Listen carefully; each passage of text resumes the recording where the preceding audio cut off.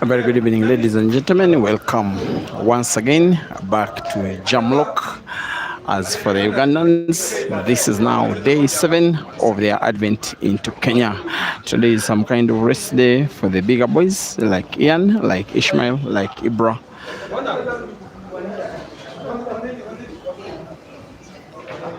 And like Dog City, amongst others of the bigger names in Kenyan pool. But yes, we have some action. The money match that is happening today is for 20,000 Kenya shillings. Not too much money, just around the average of a little less than 200 US dollars. The match we're having is the Kasarani boy, that's where he's coming from, Ken LUSAKA, donning black, and then coming from Kampala. The Ugandan is Yahaya MPINDI, donning cream, only at the age of 17, already playing test money matches to see how good he is now, how mature he can be, most especially preparing him for other matches that are coming back a lot further in his career. With 2 frames having been played, the score is 1-1 in this match that has streaming and live commentary on 2 platforms, that is Break and Finish Live YouTube as well as Rack and Shoot Blitz YouTube. With now Ken LUSAKA. When I first saw him, I was streaming a competition across the border that was in Tanzania. There were Zambian shots to recover. Is by Bank. Play the yellow with power to the center, to the side on the right to try and put it into the center pocket left. With roll and yellow having to pass off the cushion between the 2 reds. He plays off cushion. That was so ambitious. And will be now big advantage to Yahaya, who is a very talented young lad, taking on more experienced lads in their own home country with money at stake. The advantage that he's having, Yahaya, is that these matches are making him more mature for his age. And I'm very certain that in a few years to come, you will be seeing the fruits of this when he makes himself a little too unplayable. For now, for his management, it is money at risk. But then, in the end of the day, that is the nature of the sport. He's going for defense, plays not to pot, allows LUSAKA sight of his yellow, whether or not he can pot it. Ness is really so lucky and has to be playing carefully, not have the cue ball shake the red. I think he has played well enough. Perhaps not enough. The frame, in the end of the day, is finishable for Yahaya to play maybe red into red. That was so risky. There was another shot which was way easier, but I think he's winning the frame and is taking the lead for the first time in the match. As for the red, that is now close to the cue ball. He will have to drag the cue with backspin, but and left motion. Naturally, it moves towards the top left end of the table, exactly where he needs it. Just like that, the rest is a formality.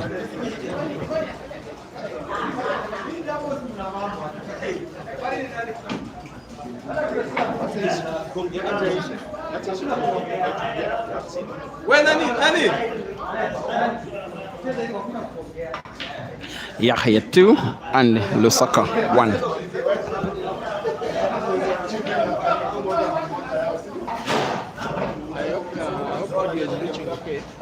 It's fine. I had put. Oh, okay, sorry. I had put. Oh, I was speaking to myself. It's fine. It's fine. All right, so that's okay. 11. Let's do 11. Let's do 11.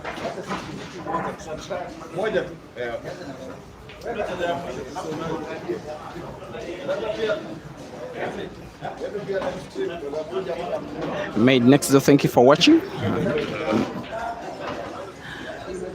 What's for James? Yes, the money is small. With due respect to Yahaya's age, his management is doing it intentionally not to expose him to big money matches at this age. Matabi Rahim, it is race to 11.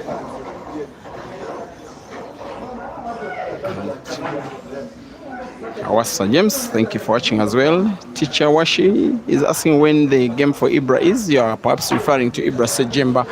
The tentative program for tomorrow is a money match between, that is a team game between the Ugandans and Team Muchana, the Kenyans. That is for $1,500. That is tentative program for tomorrow, and thereafter part 4 of Ibra versus Ishmael. That is only tentative. When it is confirmed, you will see posters flying all over the internet. Ringo Pool Arena. You're asking if Yahaya has ever won the Kenyans. He won the first match. I think it was, I'm forgetting the player who it was, but won the first match, lost the next 2. This one is the 3rd. Home Zabias, you think this one will be an easy win for Yahaya? Well, let's see where it will go. But at least he could be taking a 3-1 lead. He told me as he was having a meal before the match was started that it is a victory he really wants, and said that if he doesn't win today, he will not want to play again. He was so furious with himself yesterday. He thought he missed a lot of chances which would have won him some good number of frames to win the match against Kelvin Yegon. That was played for $30,000. 30,000 Kenya shillings, sorry. Dollars. Kelvin is a renowned player. He's the one that was lined up to have a money match against Ibra. And when Mchana lines you up against Ibra, you know they have trust in you. And the likes of Ivan Skiprotich also want action against Yahaya together with Patrick Mwangi. Those that have expressed interest. But the player they want to face is on the verge of winning a 3rd. The role of the cue ball right against the yellow has to move the cue ball towards the top end of the table, but Yahaya has to be careful not to get snookered behind one of the reds. The commentator's curse hits the young man. Yahaya is snookered.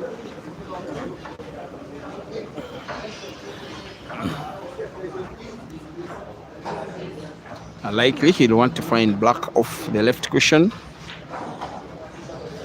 He's going for a mass shot. He wants to put cue ball around red to find black. Finds black. He almost did something of a magic shot. At least he doesn't foul.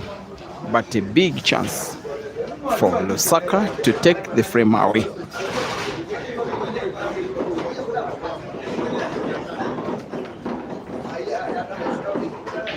It is the skill on show.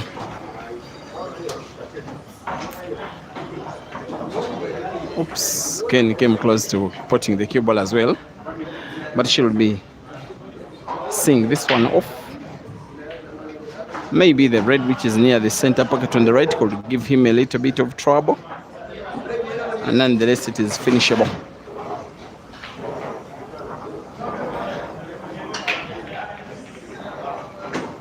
How good will the cue ball be? This looks poor. While he has putted, the cue ball has been moved relatively poor by Ken. And he really shouldn't be allowing Yahaya to take a 3 frames to 1 lead. The young man is visibly just a little more skillful than Ken. He must either pot or play a shot where he doesn't give to the cue ball away. He wants to cut red to the corner pocket, bottom right. A very good recovery in the end of the day from Ken, but seems not so happy with the position of the cue ball. Of course, rightly not happy, because yes, it is frozen against the bottom cushion. He needs a shot equally big.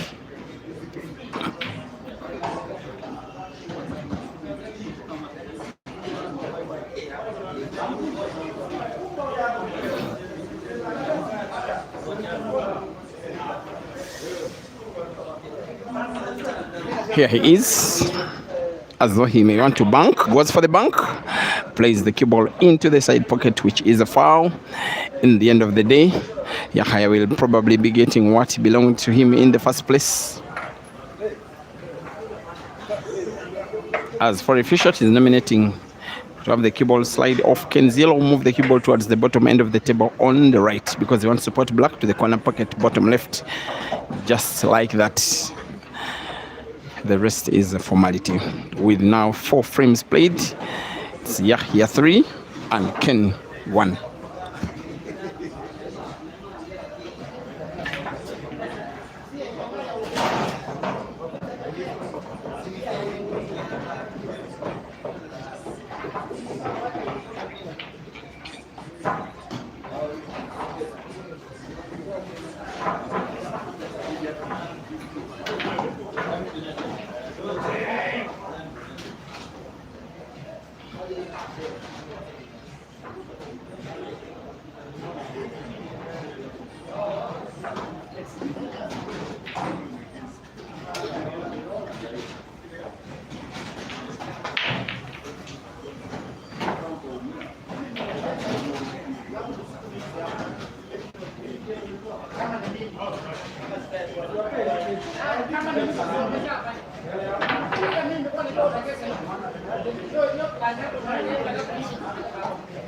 Jamlock Sports Bar, our venue.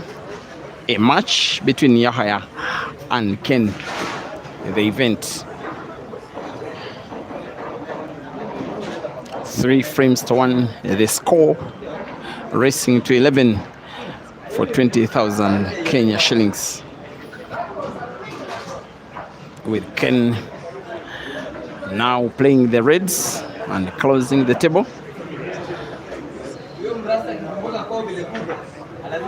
He's, from the look of things, an offensive player. He's not having a very good start. Besides, of course, the very first frame of the match that he won.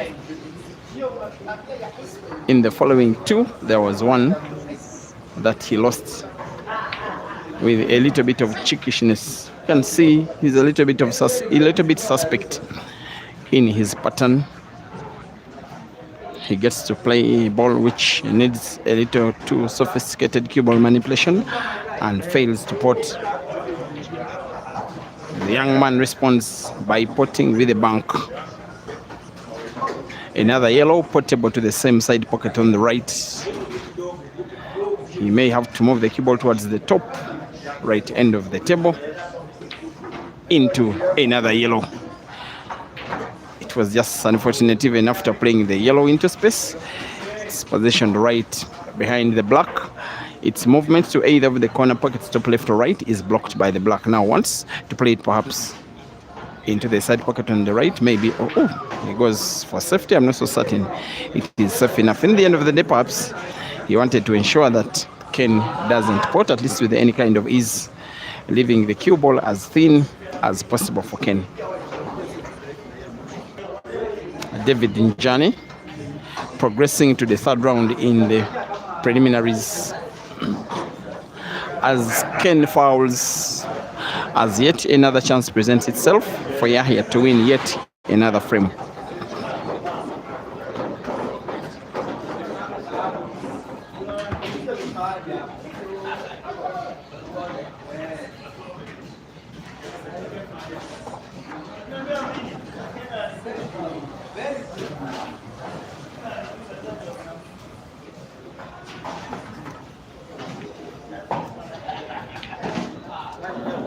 And that mistake by Ken could be punished by Yahaya, who in terms of playing style today seems a little more serious than he normally is. He's very wary of making unforced errors. He's very careful, more than he has ever since his advent into Kenya, which is the first time in his life that he's stepping out of Ugandan soil. And yes, courtesy of his manager, who is as well his namesake, also called Yahaya, a businessman in Kampala, who is watching from somewhere in Katwe.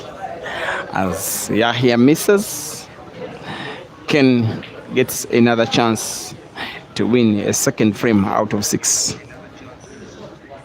Perhaps out of 5. There he gets to pot a ball. He was so bent on just potting, ensuring that he potted. The cue ball is frozen right against the cushion, and yet he must perhaps pot a ball as we speak. Maybe the red that is bottomwards of the 3. Maybe try and put it with a cut to the side pocket on the left. Maybe bank it to the side pocket on the right. And it's what he wants to play. Wants to put to the side pocket on the right with a bank. Again, a miss. Again, a chance for Yahaya.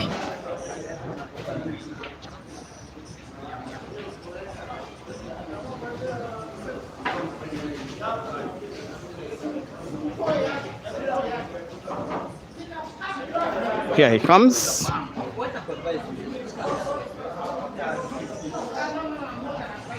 Highly likely, the young Ugandan is winning a 4th.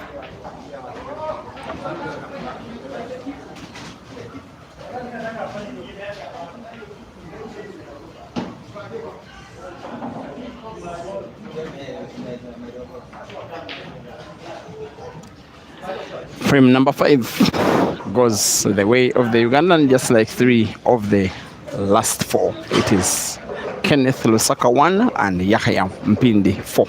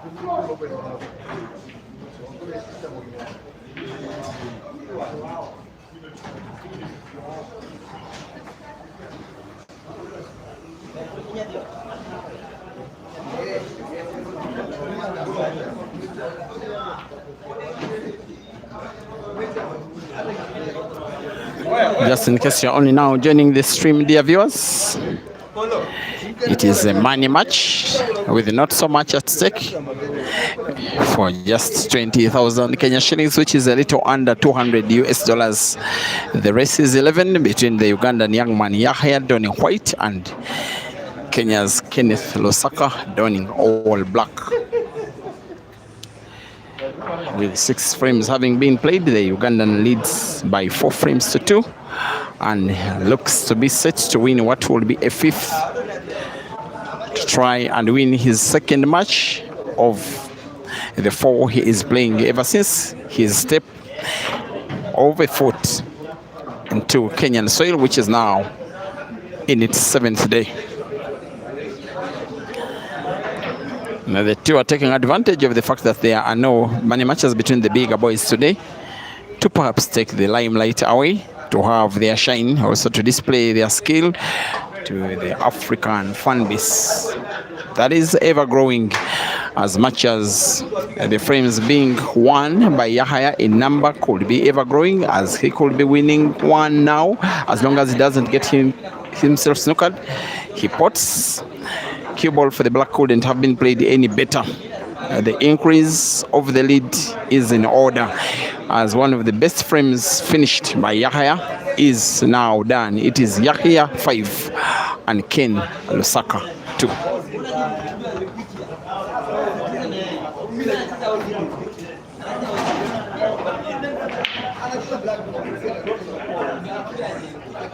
Rafa Skip Korea, you say you have an observation that for Kenyans, sporting is not an issue, but cue ball management is. Well, the Kenyan game is growing. 7 years ago to 10, it wasn't anywhere close to where it is today. But there are lots of Kenyan players that are coming up. If you watch the money match between Yegon and Yahaya yesterday, it is a good testament. Yegon is one of those young Kenyan players, but he's real good. He's very calm. He has very good pattern. His cue ball manipulation and game reading are all very good. He's just growing with the game as time goes on. And other players, Evan Skiprotich, and then the likes of Brian Kiptalam, who is not Nairobi based. We are not getting a chance to see him in this tour. The likes of Patrick Mwangi and so many others. And in fact, yesterday, for the very first time, a Kenyan beat a top Ugandan player in a long race. That was Dog City being defeated by the veteran Henry Mwangi, relatively convincingly by 21 frames to 16 at Mchana Pub. What can Yahya do here? There is some space between yellow and cushion.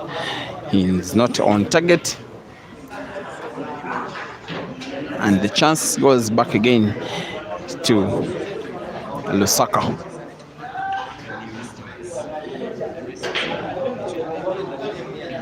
King Norris, thank you for watching. You're asking who won between Hazard and Ginte yesterday. I don't know Hazard playing against Ginte yesterday. What I know is they played earlier to the end of last week and Hazard won.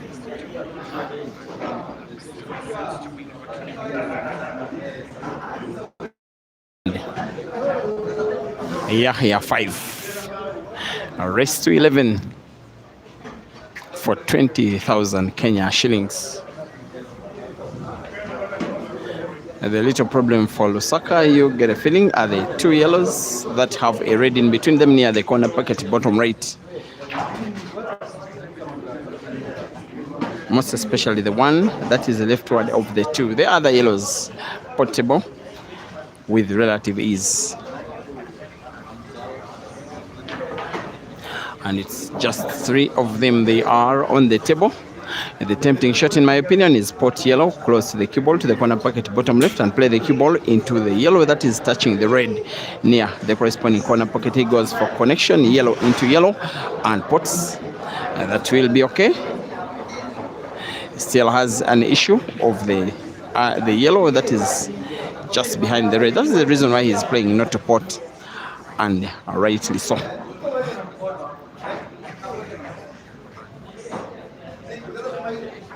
You get a feeling that Yahaya will be playing defense at some point in this frame. For now, he nominates support. Moving the cue ball towards the top end of the table is clear sign that he wants to play snooker, play defense, have a little slide of the cue ball off the red and hide it behind the red. Just like that, it is a total snooker.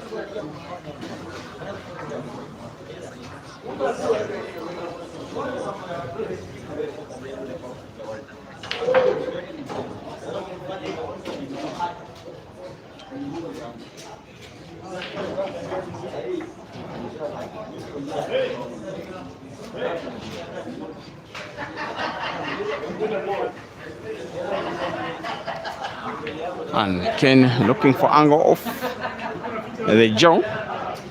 It was always going to be very difficult. Now it is advantage Yahaya to come within half of the number of frames he needs to win to take it home. And as for a choice of the free shot, he pots Ken's red, the one that was occupying the corner pocket. Now he has every right to go for the frame and go for it now.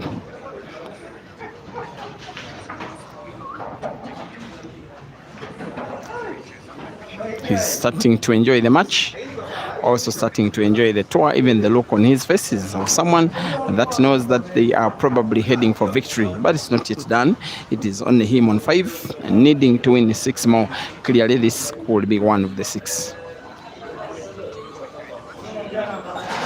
As he pots, he will want to put the remaining 2 reds on the table to the corresponding corner pockets, top left and top right. They are black to the side pocket, and the victory, at least of the frame, will be sealed. With backspin, the cue ball moves rightwards off to cushions. The rest is a formality. Too much skill for a player this young as he wins frame number 8. It is Yahaya 6 and Ken LUSAKA 2.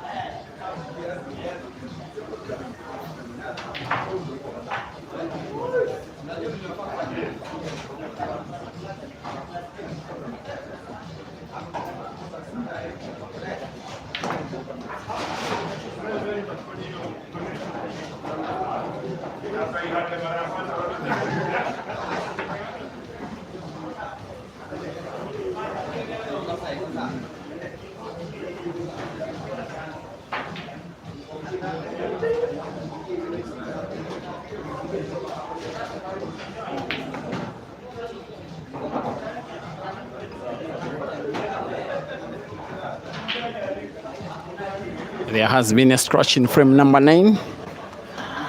For now, clearly, if Ken doesn't win this frame, he will have little business trying to win this match.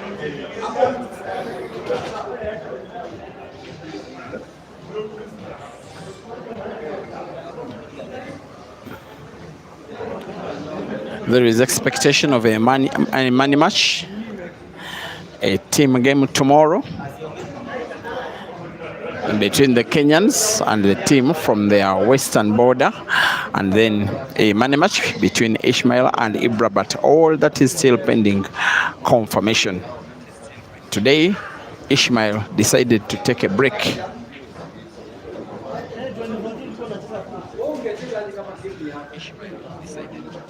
While he is the diehard, at the end of the day, he's just a human being.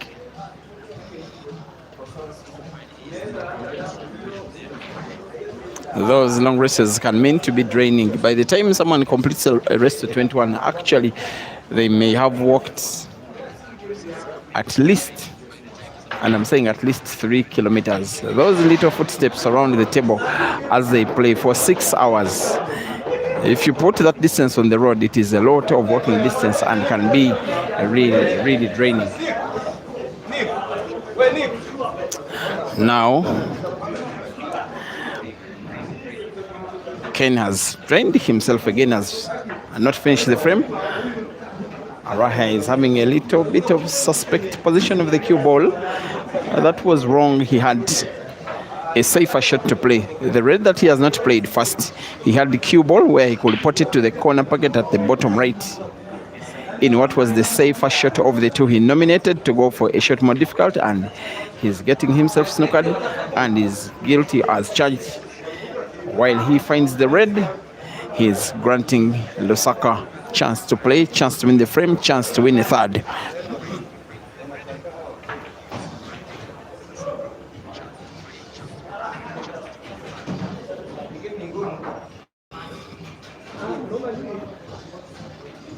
Calvin Kiprotich, you're asking how the game between Kasozi and Jackson ended. I cannot pretend to be a spokesman of an event where I even wasn't.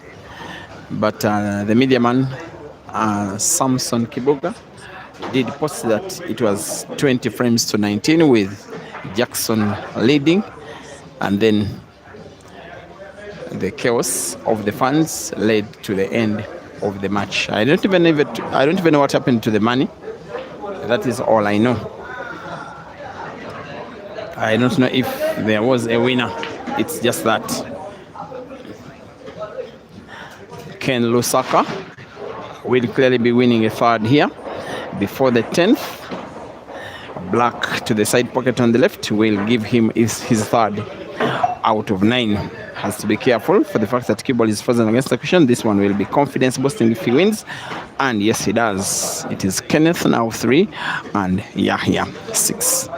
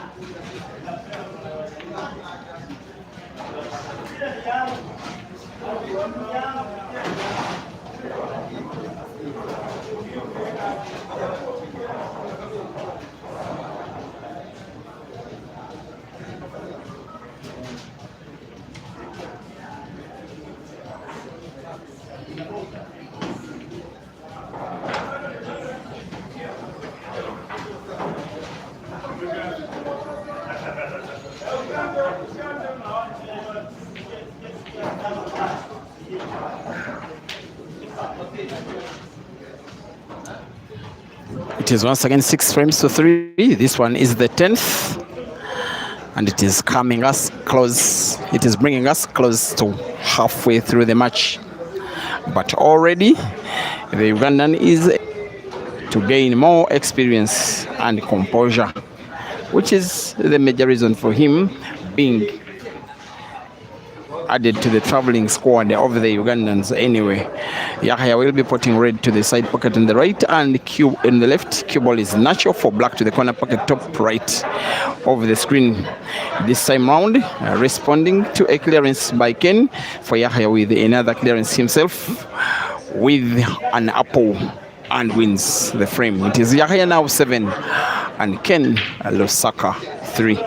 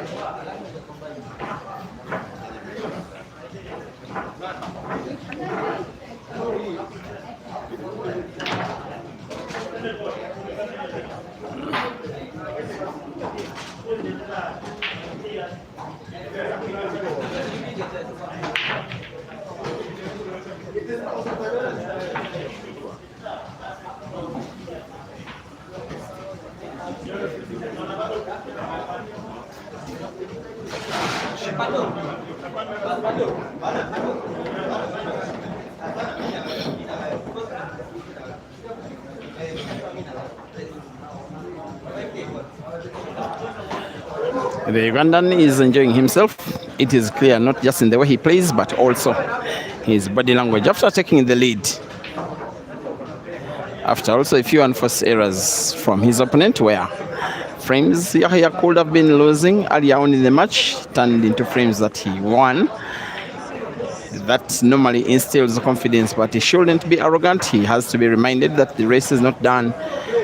Sometimes misses like that can be a little too unacceptable.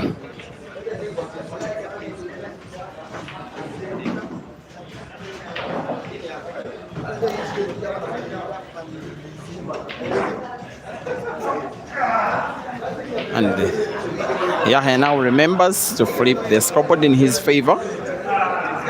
He needs to win 4. He's starting to see light at the end of the tunnel. Ken needs to win the whole of 8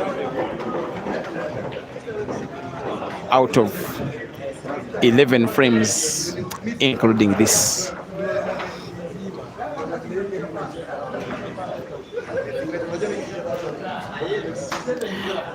Brian Krogatia saying that I said yesterday Bros have a game today at Mchana.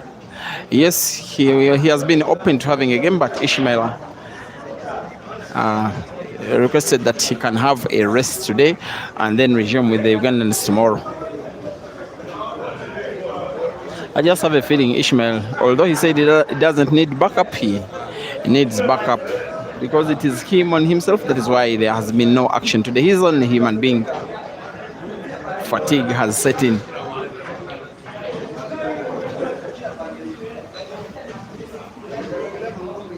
Ken will be having the red close to the black as the problem ball of the 4 left on the table. If he finds a solution for that one, the black is there for the taking. The red that is now in between the 2 can be ported to the center pocket on the right, as we await to see what he will have as a solution for the red close to black. And apologies for the typing error in the caption. It is Ken Lusaka, not Kusaka.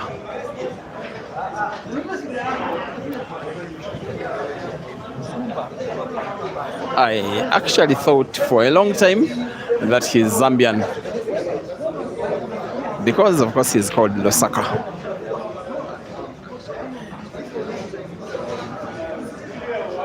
I don't think he missed that one. He perhaps played with intention to port, maybe to have the black in between 2 reds, hoping that should Yahaya find a way to finish the frame, he finds it difficult to port the black.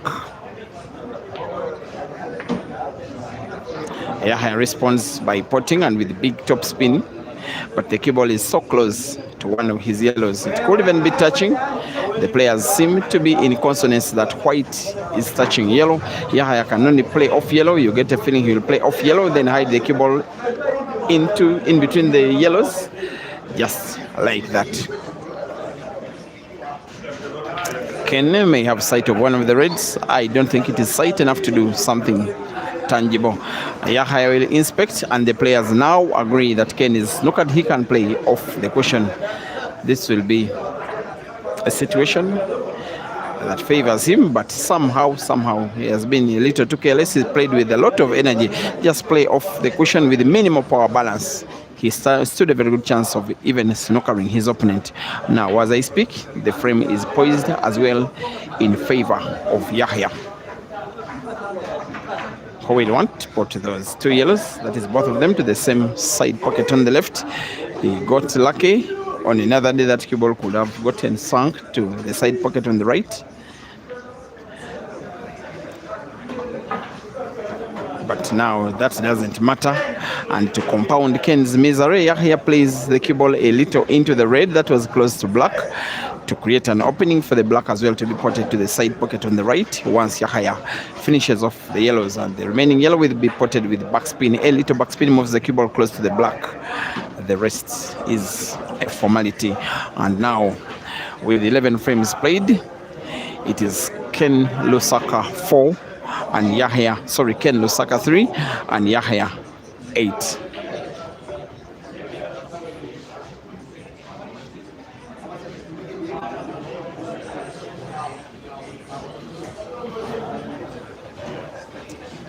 Moses Carlos.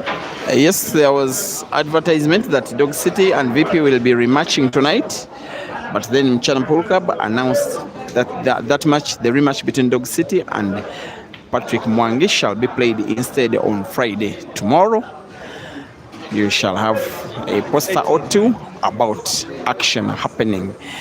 In the meantime, we have our first timeout of the match. It is 8 for Yahaya and 3 for Ken in a race to 11.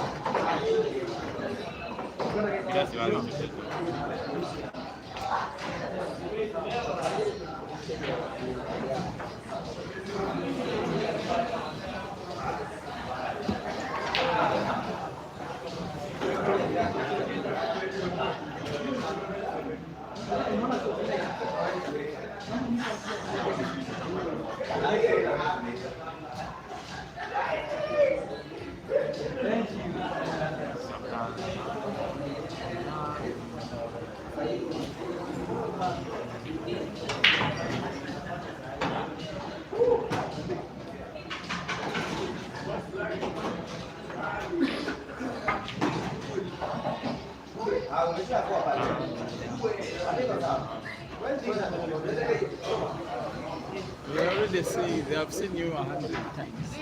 Yes.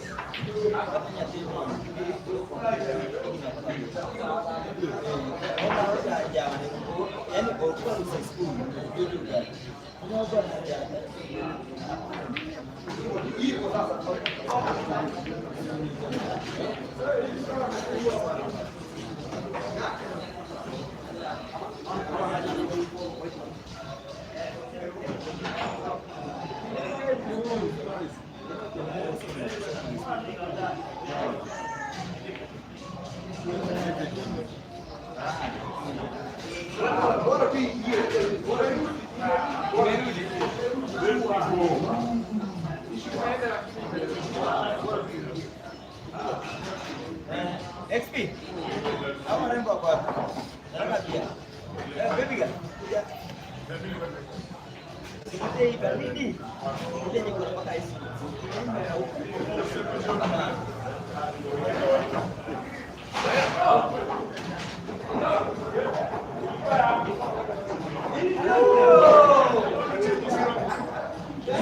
Sorry bro.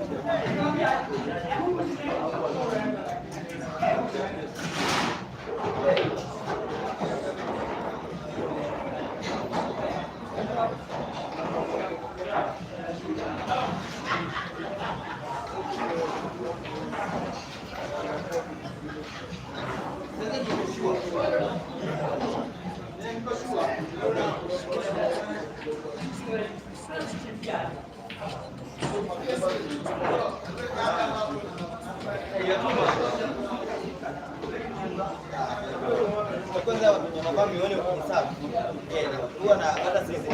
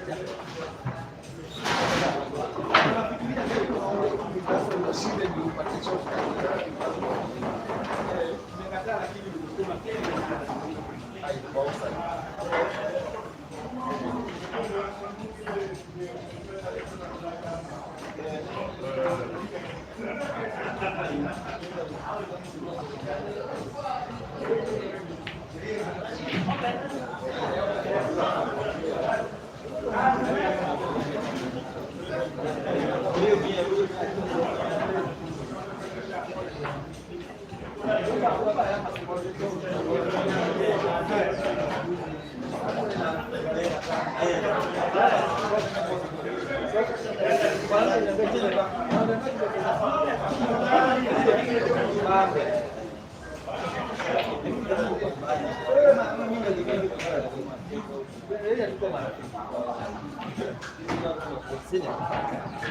can take some drink. Hey, me na handle nyinyi mko job. What do you want to drink? Zote. Any Red Bull, what do you want to drink? XP, we manage. Inaitwa Del Monte. Del Monte. Yeah, one day when you go to Uganda, remember there's somebody called Umba. If you have a problem next time in terms of flight, I cannot pay for all your flight, but I can send you something.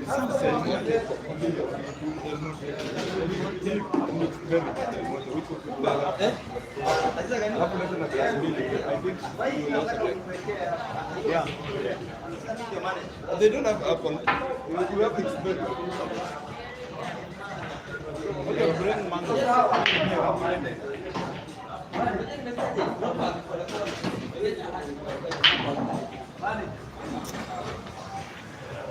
9 frames to 4,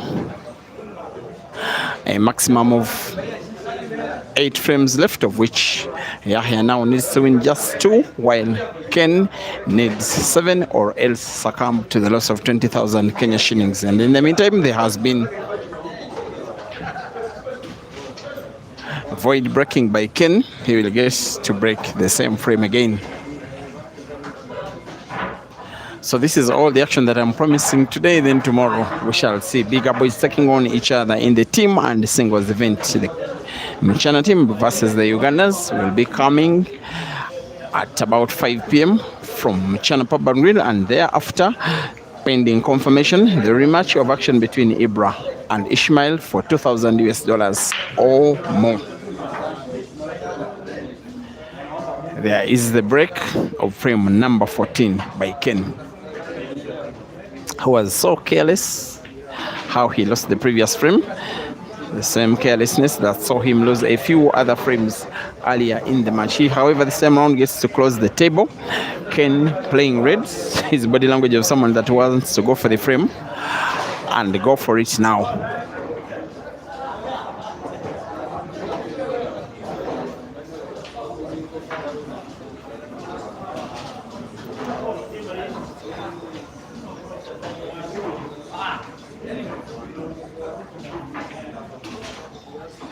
There's only one match so far. We are at Jamlock Sports Bar near Machakos in Kenya, just alongside Mombasa Road.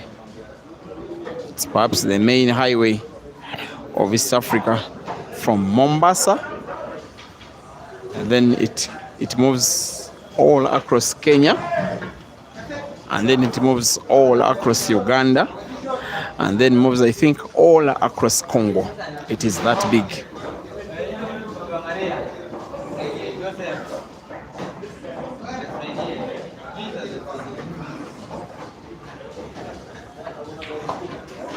Ken, for the very first time in the match, is getting to win a frame by break and finish.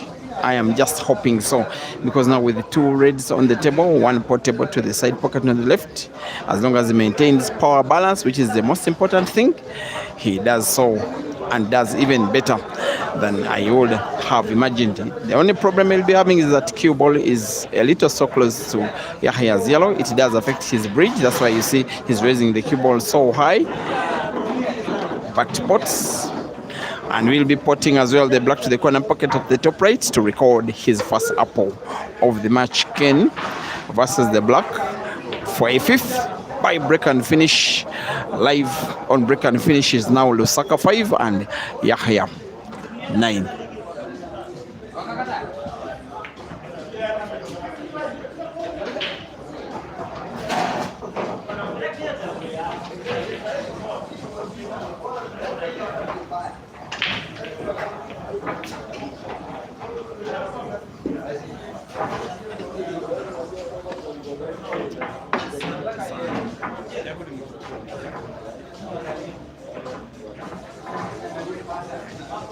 Thank you.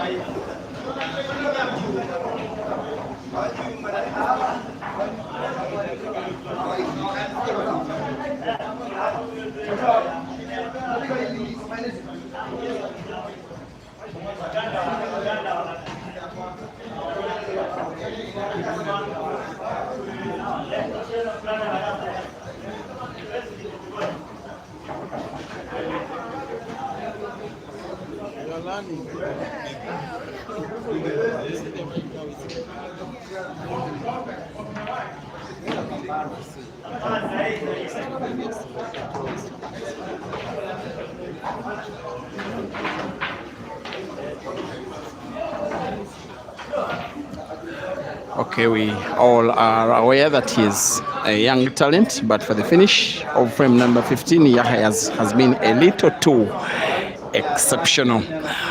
The situation at hand for Ken is that he must win 6 frames in a row or else succumb to the loss of 20,000 Kenya shillings. Yahaya 10 and Ken 5.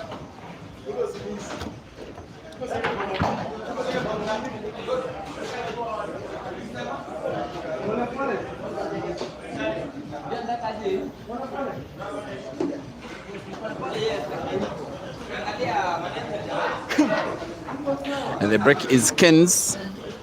He needs to break well. He may opt to break negative. And the ish break is going for the second ball, hitting the red. Hits them hard, but hits them. At the end of the day, he got to pot a ball, a yellow ball. It was leaving an open table. You get a feeling Ken will be going for the yellows. Maybe trying to close the table with the yellow that is close to the cue ball. Pot table to the corner pocket top right. If he can play the cue ball into the yellow that is in between two reds at the right of the table. He pots black instead in a shot that has been a brief summary of what Ken's match has been throughout. In the end of the day, despite he lost the match with a little bit of misfortune, he was a distant second best in the match, where he has been outthought, outplayed, and well beaten by the Ugandan youngster. Final score, Yahaya 11 and Ken 5.